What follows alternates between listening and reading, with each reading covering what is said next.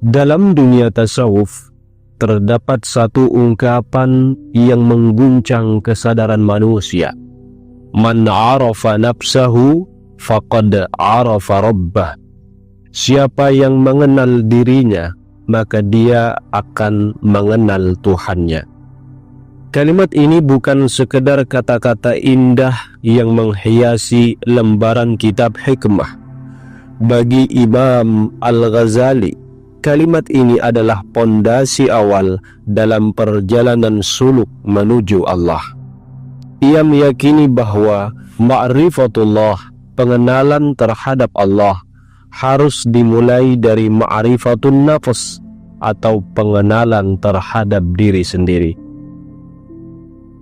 Sebelum menjadi tokoh sufi besar, Imam Al-Ghazali mengalami krisis eksistensial yang dalam. Ia pernah berada di puncak karir duniawi sebagai guru besar di Universitas Nizamiyah di Baghdad. Namun di dalam hatinya ada kekosongan yang tak mampu diisi oleh debat intelektual, gelar atau pujian manusia. Ia pun meninggalkan semuanya dan mengasingkan diri selama hampir 1 dekade untuk menemukan jawaban sejati tentang hakikat manusia dan Tuhan. Dalam fase khalwat itu, Imam Al-Ghazali menemukan bahwa jalan untuk mengenal Tuhan bukan dimulai dari luar, tetapi dari dalam, yakni mengenal diri sendiri. Dalam kitabnya Ihya Ulumuddin, Al-Ghazali menjelaskan bahwa manusia terdiri dari 2 sisi, sisi jasad dan sisi ruh. Jasad adalah bagian yang tampak, yang mengalami lapar, haus, lelah, dan sakit. Namun ruh adalah bagian halus yang menjadi asal kesadaran, yang dengannya manusia bisa mengenal Allah.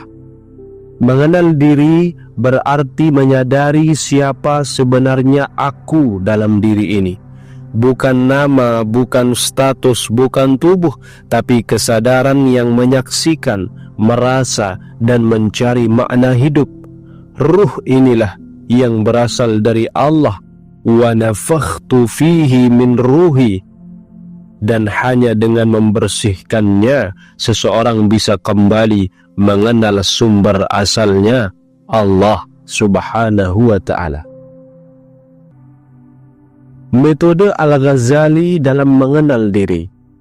Imam Al-Ghazali merumuskan beberapa langkah untuk mengenal diri dalam konteks ma'rifat dan tasawuf. Yang pertama, tazkiyatun nafs, pembersihan jiwa.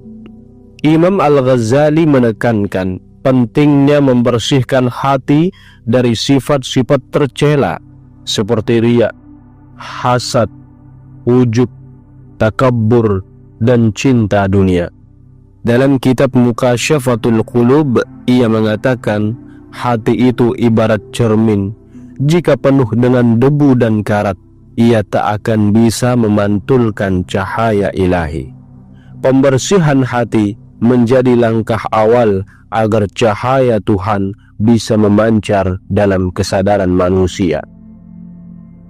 Yang kedua, muhasabah dan muraqabah.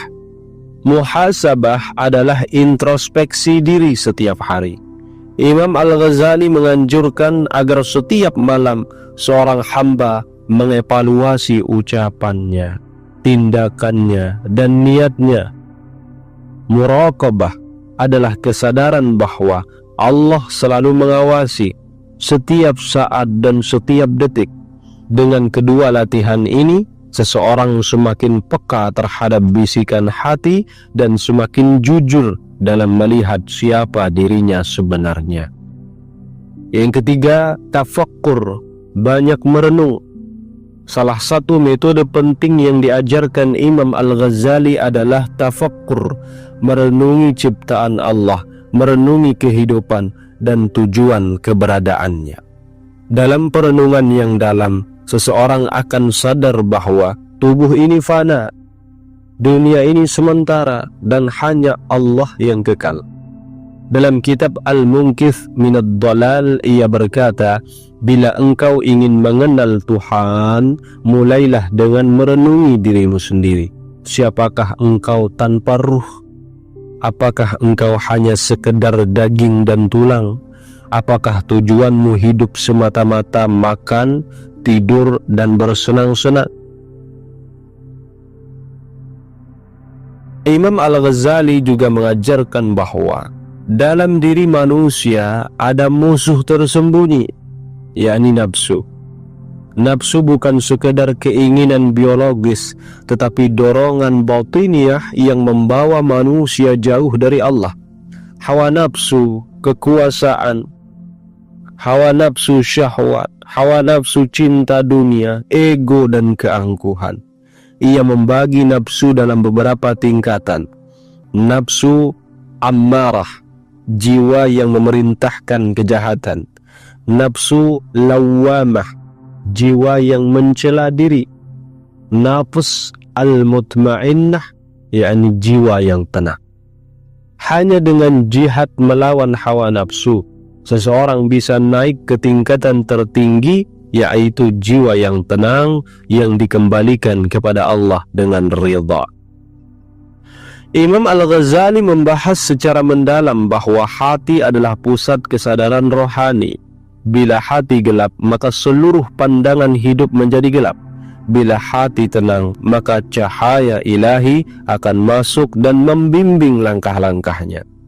Dalam tafsir batin, hati adalah tempat turunnya ilham. Ia bukan hanya alat untuk merasa, tapi juga untuk melihat kebenaran. Oleh karena itu, latihan batin dalam bentuk zikir, taubat, mujahadah, tafakkur adalah cara-cara praktis yang diajarkan Al-Ghazali agar hati manusia kembali jernih dan mampu menerima pancaran cahaya ilahi. Semua metode ini bukan sekedar untuk ketenangan batin, tetapi untuk tujuan paling agung, yakni ma'rifatullah, mengenal Allah. Imam Al-Ghazali menyatakan bahwa puncak kebahagiaan adalah ketika hati manusia menyatu dalam pengenalan kepada Tuhannya. Ma'rifatullah bukan hanya pengetahuan teoritis, tetapi pengalaman batin yang mendalam. Ia adalah cahaya yang menyingkap hakikat semua sesuatu, termasuk hakikat diri sendiri. Metode Imam Al-Ghazali bukan jalan instan, ia jalan panjang yang memerlukan kejujuran, kesungguhan dan kesabaran. Namun siapapun yang bersungguh-sungguh mengenal dirinya akan dipandu oleh Allah untuk mengenalnya. Seperti sabda Nabi, barang siapa mengenal dirinya, maka ia akan mengenal Tuhannya. Dan seperti yang diucapkan Imam Al-Ghazali, kunci keselamatan bukan pada banyaknya ilmu, tapi pada kedamaian hati yang mengenal dirinya. Apakah Anda siap memulai perjalanan ma'rifat seperti yang diajarkan Imam Al-Ghazali?